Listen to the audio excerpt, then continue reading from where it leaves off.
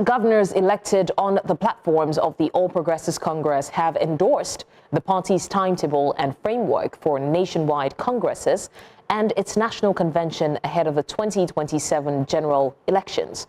The endorsement followed a meeting of the Progressive Governors Forum with APC national leadership in Abuja. In a communiqué, the governors said the timetable aligns with the Independent National Electoral Commission's schedule and ongoing electoral reforms. They also agreed on a coordinated funding structure to ensure uniform congresses nationwide, including in non-APC states. The meeting also addressed recent defections to the party and internal crisis in some state chapters as the APC's National Working Committee intensifies consultations ahead of the party's national convention scheduled for March.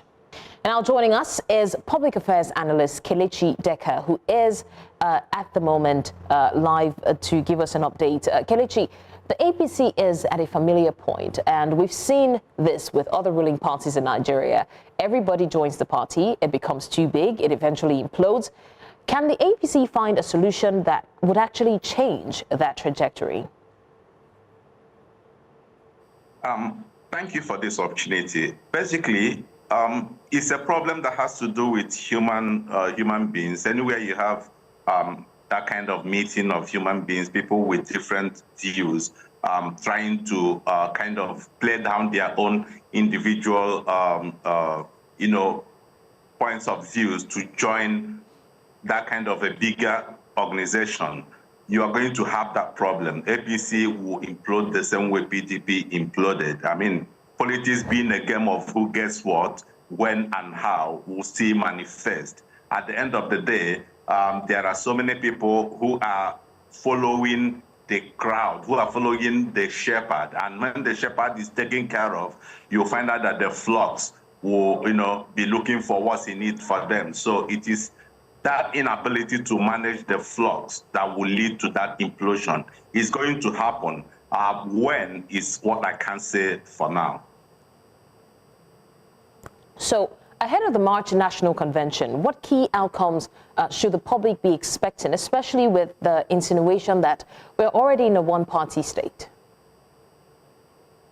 Yeah, even in some of those countries that run one-party state, we still have political divisions within the one-party state.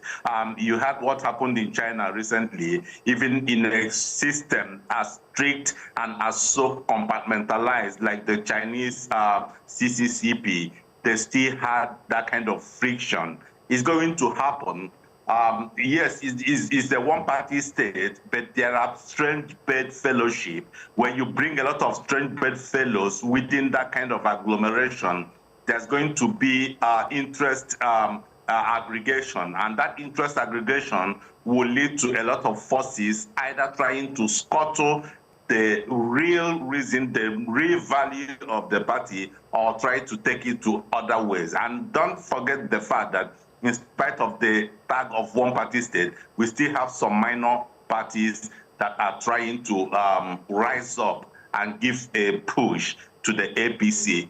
It's going to be a very interesting event. We're all looking forward to it, but there's going to be a huge implosion because what they have, the pie on the table, is not going to be enough. It's not going to go round for everybody who is stretching their hand with their plates to get some cuts.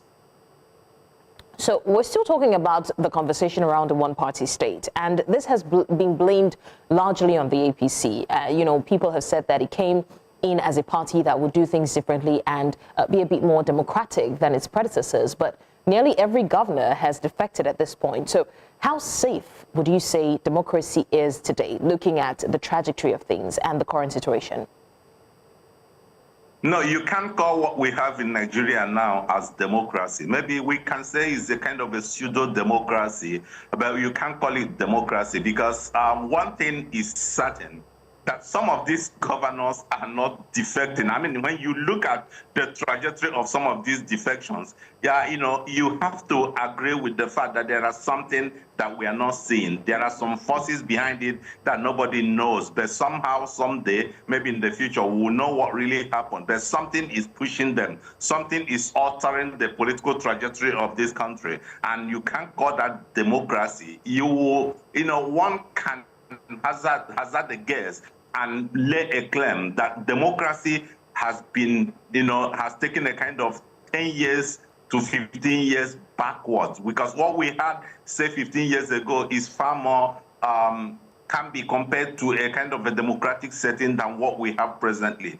Nobody in his right senses and nobody with the right conscience can describe what we have presently as democracy. All right, Kelechi Deca, Public Affairs Analyst, thank you for your time with us on the news. And we would see what is left to assume, of all of these defections and whether or not people still largely believe that we are in a one-party system. Thank you once again for your time.